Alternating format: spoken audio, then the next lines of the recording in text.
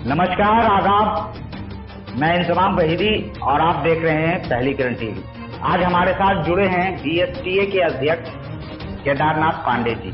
स्वागत है सर हमारे चैनल पहली किरण टीवी। पहली किरण का भी स्वागत। सबसे पहला सवाल सर, आप बिहार में कब आए और किस तरह से आए? देखिए, ये एक बड़ा रोचक प्रसंग है। मैं बलिया के टाउन डिग्री कॉलेज में छात्र था और हमारे साथ हमारे कई मित्र थे। उनमें एक मित्र थे बैजनाथ राम जी। वो बिहार में सीवान जिले के राजपुर विश्वविद्यालय में अध्यापक थे। तो वो बीए में फिर हमारे साथ आ गए। बीए में भी साथ थे और बीए में भी हमारे साथ फिर आ गए। मैं भी उस साथ बीएड कर रही थी। तो बीएड करते समय मैंने उनसे कहा कि बिहार में अगर कोई जगह होगी तो हमको भी आना या हमारे लिए पैरवी करना। अब मई के महीने में जब हम लोगों का रिजल्ट निकला तो सीवान जिला अब है, उस समय सारण जिला था। सारण जिले के उच्च विद्यालय कईगढ़ में हिंदी और भूगोल के टीचर की एक विज्ञप्ति छपी और बैजनाथ जी ने हमारे नाम पर आवेदन डाल दिया और हमको पत्र लिख, तो मैं फोन नहीं होता, पत्र लिख दिया। मैंने आपके नाम पे आवेदन डाल दिया है, इंटरव्यू लेटर जाए आपको भाग लेना चाहिए। जब मेरा आवेदन पहुंचा स्कूल में तो उस स्कूल में हमारे क्षेत्र के एक अध्यापक थे और उनके स्कूल के मैनेजमेंट ने चर्चा की। मैनेजमेंट चाहता था कि कोई स्थानीय शिक्षक की नियुक्ति न की जाए, दूर के शिक्षक की नियुक्ति की जाए ताकि कोई स्थानीय राजनीति का प्रभाव विद्यालय पर नहीं पड़े। मैं 7 जुलाई 1965 को घर से चल के विद्यालय में पहुंचा और 8 जुलाई को वहाँ इंटरव्यू थी। मैंने इंटरव्यू में हिस्सा लिया और मुझे कक्षाओं में भेज करके वहाँ के मैनेजमेंट ने बच्चों को पढ़वाया और पढ़ाने के बाद फिर उन लोगों ने मुझसे कई सवाल भी पूछे। मैंने सबका उत्तर दिया।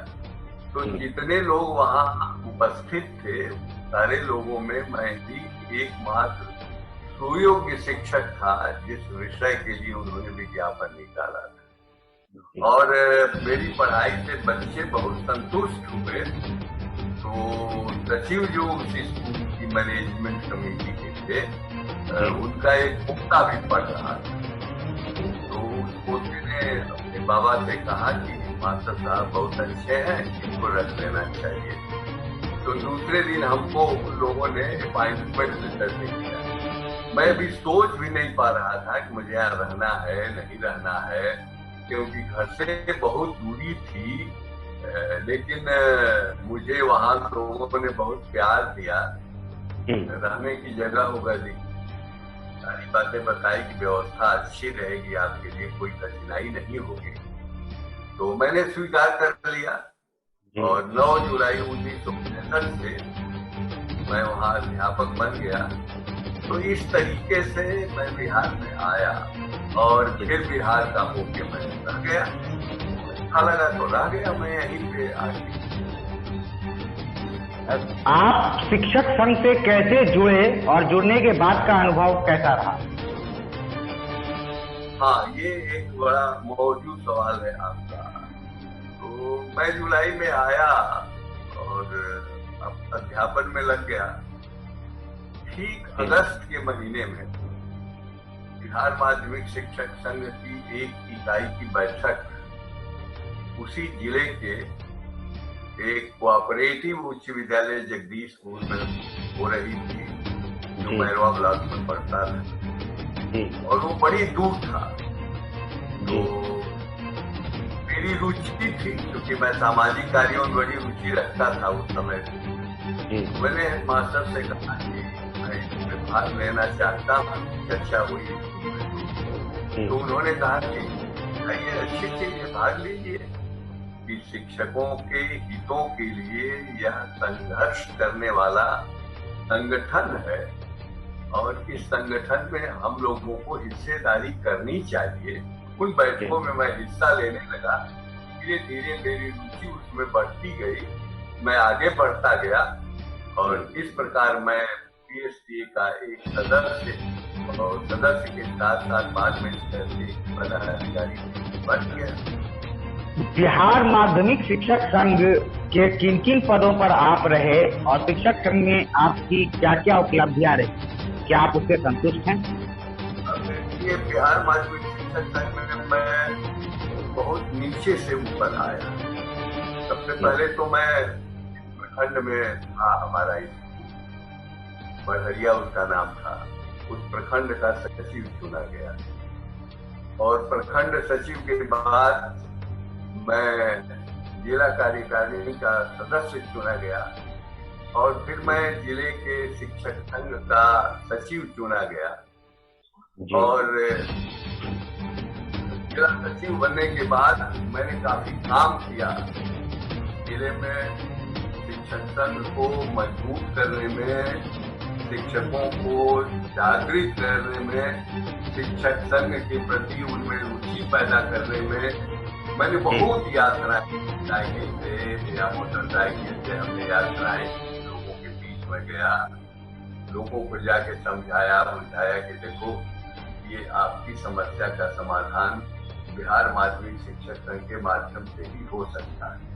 और जिला सचिव के बाद फिर मैं बिहार माध्यमिक शिक्षक संघ के राज्य कार्यकारिणी का सदस्य बना।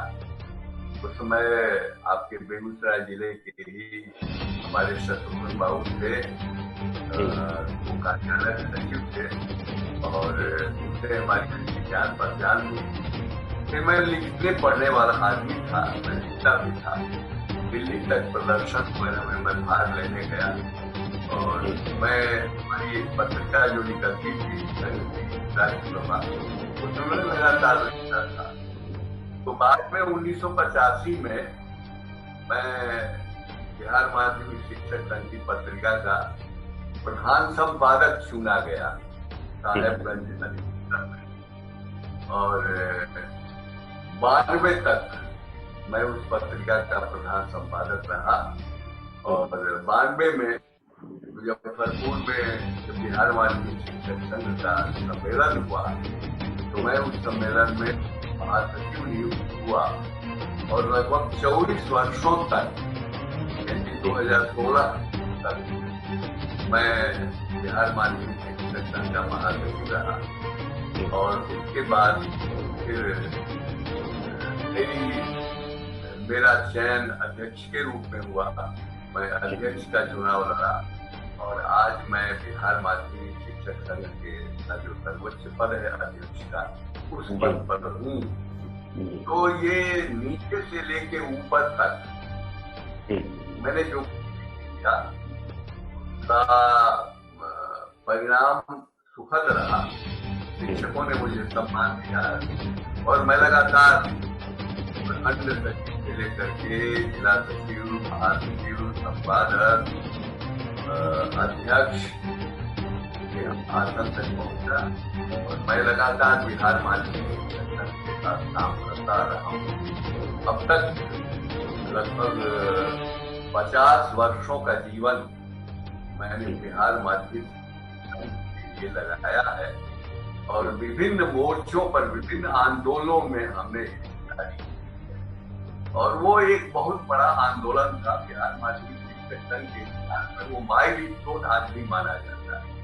आज तक 10,000 लोग किसी आंदोलन में जेल नहीं, लेकिन उस आंदोलन की उपलब्धि बड़ी नहीं।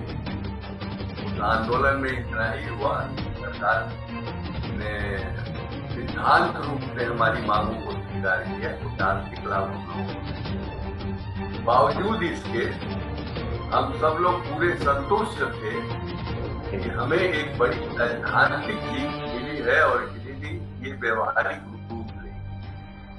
और 1974 में एक दिन के आंदोलन में हम लोगों ने प्रबंध समितियों का खात्मा करा दिया और बिहार माध्यमिक शिक्षा बोर्ड का गठन हो गया। हम लोग बोर्ड के सदस्य बन गए और तब हम लोगों का वेतन बोर्ड के माध्यम से मिलने लगा। और फिर 2/10/80 को बगैर किसी आंदोलन के हमारे विद्यालय का सरकारीकरण हो गया। हम लोग सरकार के सेवक हो गए, सरकारी सेवक हो गए, काम करने लगे। और 1980 के बाद बिहार माध्यमिक शिक्षक संघ की उपलब्धियों का एक लंबा चौड़ा इतिहास है, संघर्षों का भी लंबा इतिहास। फिर 81 में ही हम लोगों ने चौथे वेतन आयोग की अनुशंसाओं के लिए अराजपत्रित कर्मियों के साथ और प्राथमिक शिक्षक संघ के साथ मिलकर एक लंबा संघर्ष किया और 10 दिनों में हमें लोगों को चौथे वेतन आयोग की सिफारिशें लागू हो गई। इस तरीके से 5वें वेतन आयोग की सिफारिशें, फिर 6ठे वेतन आयोग की सिफारिशें और 86 में हम लोगों ने केंद्रीय वेतनमान और केंद्रीय सेवा तत्वों की लड़ाई बिहार माध्यमिक शिक्षक संघ और 36 दिनों तक लोग हड़ताल में डटे रहे। सरकार ने हमारी गिरफ्तारियां की, जेल भेजा और बाद में राज्य की जो विपक्षी पार्टियां थी, जो विपक्षी नेता थे माननीय कर्पूरी ठाकुर जी, उनके हस्तक्षेप सरकार से समझौता हुआ। हम लोगों को केंद्रीय वेतनमान मिला, केंद्रीय सेवा करने मिली। विधानसभा परिषद का चुनाव आपने कब कब लड़ा और चुनाव लड़ने की इच्छा क्यों हुई? साथ ही विधानसभा परिषद में आपकी क्या क्या उपलब्धियां हैं? मेरा चुनाव, मैं विधान परिषद का चुनाव लड़ने के वक्त में ऐसी मेरी कोई मंशा नहीं थी। मैं ऐसा सोच नहीं रहा कि विधान परिषद का सदस्य बनूंगा, लेकिन हमारे आदरणीय रहे उसी क्षेत्र के विधान परिषद के सदस्य आदरणीय शारदा प्रसाद जी, तो जब 1996 में हमारे तत्कालीन महासचिव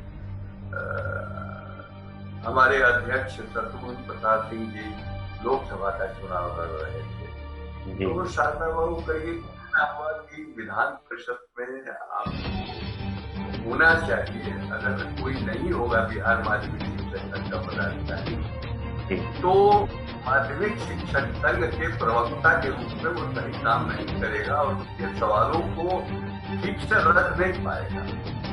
मेरे ऊपर बड़ी जिम्मेदारियां थी पारिवारिक, और अभी 7 वर्षों की मेरी नौकरी बची थी।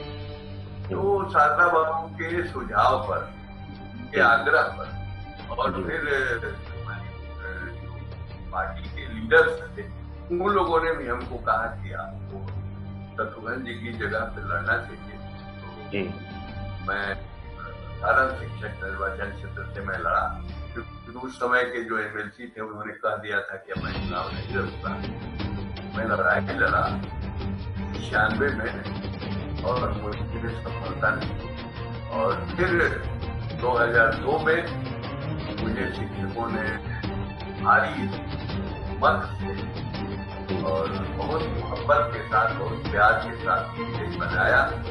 2008 में विजयी बनाया, 2014 में विजयी बनाया, और इस प्रकार कभी मैंने पीछे मुड़ के नहीं देखा। मैं लगातार विधान परिषद के लिए सदस्य निर्वाचित होता रहा, और सदस्य निर्वाचित होने के बाद मैंने जो पहला अनुभव किया कि बिहार विधान परिषद में कैसे शिक्षकों के हित में काम किया जा सकता है, तो मुझे राजकीय आश्वासन समिति का सदस्य हमारे चेयरमैन आदरणीय प्रोफेसर जावेद हुसैन साहब ने बनाया था। और मैंने आश्वासन समिति की बैठकों से सीखा कि किस तरीके से हम शिक्षकों की लड़ाई को आगे बढ़ा सकते हैं। उस समय बिहार के जो विद्यालय थे या विश्वविद्यालय थे, उनके अध्यापक 60 साल की उम्र में रिटायर अगर होते थे तो उनको ट्रिपल बेनिफिट का लाभ मिलता था। अगर 62 वर्ष में रिटायर होते थे तो उनको ट्रिपल बेनिफिट नहीं मिलता था। लेकिन हम लोगों ने 62 साल पे जो लोग रिटायर हुए उनको भी हम लोगों ने ट्रिपल बेनिफिट आश्वासन समिति के माध्यम से शिक्षकों की बड़ी समस्या का समाधान किया जा सकता है। और उसके बाद लगातार मैं माध्यम से कभी याचिका समिति का भी रहा, कभी मानवाधिकार समिति का भी रहा, लेकिन लंबे समय तक हमारे सभी माननीय सभापतियों ने निवेदन समिति का मनोनीत किया और उसके माध्यम से हम लोगों ने शिक्षकों की बड़ी बड़ी लड़ाइयां लड़ी। 2015 में जब विश्वविद्यालय शिक्षकों में संबद्धता प्राप्त कालीन शिक्षकों की नियुक्ति के अनुमोदन का प्रश्न हुआ, तो हम लोगों ने सारे विद्यालयों का दौरा करके चयन समितियों का अनुमोदन करा। ये एक बड़ा काम हो। और फिर जो पुराने शिक्षक थे उनकी सेवा सड़कों में हम लोगों ने 10 वर्ष 20 वर्ष 30 वर्ष का उनको प्रोन्नति का लाभ दिलवाया। इसके अलावे और अनेक प्रकार की उपलब्धियां थी। नियोजित शिक्षकों के मामले में भी कई बार हम लोगों ने उनकी सेवा दशाओं में परिवर्तन कराया, उनकी छुट्टियों में परिवर्तन कराया, उनके वेतनमान में परिवर्तन कराया और उनको बहुत तरह की सुविधाएं दिलाने में विधान परिषद की एक बड़ी भूमिका रही। और वो एक ऐसा मंच है, मंच से शिक्षकों की बातों को सरकार के समक्ष मजबूती के साथ रखा जा सकता है। ऐसा नहीं है कि विधान परिषद का जो सदस्य होगा बस वो सरकार से सारी बातें मनवा ही लेगा, लेकिन सरकार के समक्ष तार्किक तरीके से अगर बातें रखी जाती है, सरकार महत्व देती है, उन बातों का विचार करती है, विमर्श करती है, तो कई प्रकार के काम हम लोगों ने कराए। एक और सबसे बड़ा काम जो हम लोगों ने किया कि आज बिहार राज्य आवास बोर्ड की जो भू संपदा है, मकान है, उनका लीज हम लोगों ने कराया है दिल्ली के पर्यटन पर।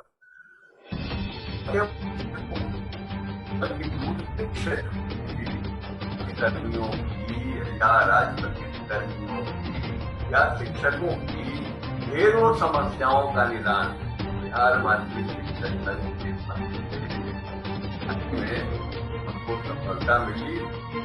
तो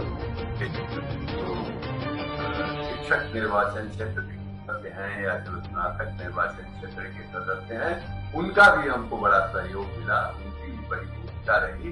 तो इस प्रकार वो एक ऐसा मंच है जिस मंच से बिहार माध्यमिक शिक्षक संघ को सफलताएं मिलती हैं, इसलिए ये आवश्यक है। आप पर एक आरोप है कि आपने नियोजन नियमावली का समर्थन किया। देखिए, ये लोकतंत्र है और लोकतंत्र में अगर प्रशंसा मिलती है तो आलोचनाएं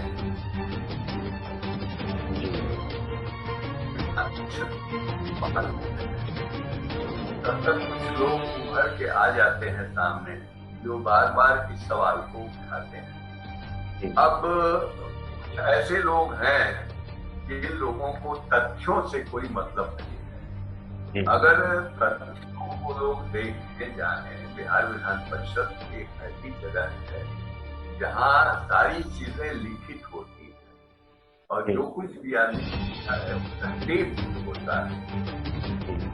तो बिहार विधान परिषद के 193वें सत्र में जो 10/8/2006 को सरकार ने एक विधेयक पेश किया था, उस विधेयक में सरकार ने ये कहा था कि हम 2,39,000 शिक्षकों की नियुक्ति करने जा रहे हैं और ये या हम स्थानीय निकायों के माध्यम से करेंगे। तो इस जो विधेयक था, इस विधेयक पर 4 लोगों ने जम करके हिस्सेदारी की। उनमें एक नाम आपके बेगूसराय जिले के स्वर्गीय वासुदेव सिंह का है जो सरगुना शिक्षक निर्वाचन क्षेत्र के सदस्य थे। एक हमारे सारण के माननीय सदस्य थे, बहुत बड़ी और पुराने नेता हैं डॉक्टर महाचंद्र प्रसाद ने हिस्सेदारी स्नातक एक प्रोफेसर गुलाम गौस जी हैं, उन्होंने हिस्सेदारी की। एक मुद्रिका सिंह यादव राजद के होते थे, उन्होंने हिस्सेदारी की। लेकिन सबसे तगड़ा और सबसे तार्किक तरीके से बड़ा विरोध मैंने ही किया था कि सरकार को नियोजन नियमावली के माध्यम से शिक्षकों की नियुक्ति नहीं करनी चाहिए। सरकार को विहित वेतनमान है, उस विहित वेतनमान में शिक्षकों की नियुक्ति करनी। और हमने यहाँ तक कहा था कि ये संवैधानिक जो व्यवस्था है, संविधान में जो पंचायती राज संस्थाएं लाई गई है, पंचायती राज संस्थाओं की अधीन माध्यमिक शिक्षा नहीं है, प्राथमिक शिक्षा। इसलिए माध्यमिक शिक्षा के क्षेत्र में इस व्यवस्था को लागू नहीं की जानी चाहिए। अगर सरकार ये तर्क दे रही है कि सरकार के पास पैसे की कमी है आज, तो हमने ये भी सरकार को सुझाव दिया था कि सरकार 1 वर्ष या 2 वर्ष के बाद ये घोषित कर दे सदन में कि हम उनका विहित वेतनमान उनको दे देंगे, उनकी सेवा शर्तें उनको दे देंगे, उनको जो मिलने वाली सुविधाएं हैं वो उनको दे देंगे। और इस प्रकार हम शिक्षा के क्षेत्र में नियमित शिक्षकों को ला देंगे। हम आज टेम्पररी रूप में हम नियोजन करने जा रहे हैं। लेकिन आप भी जानते हैं कि सरकार का सदन में बहुमत होता है, विरोध किया जा सकता है, लेकिन अनोचात आदमियों के विरोध के चलते जो विधेयक पेश होते हैं जी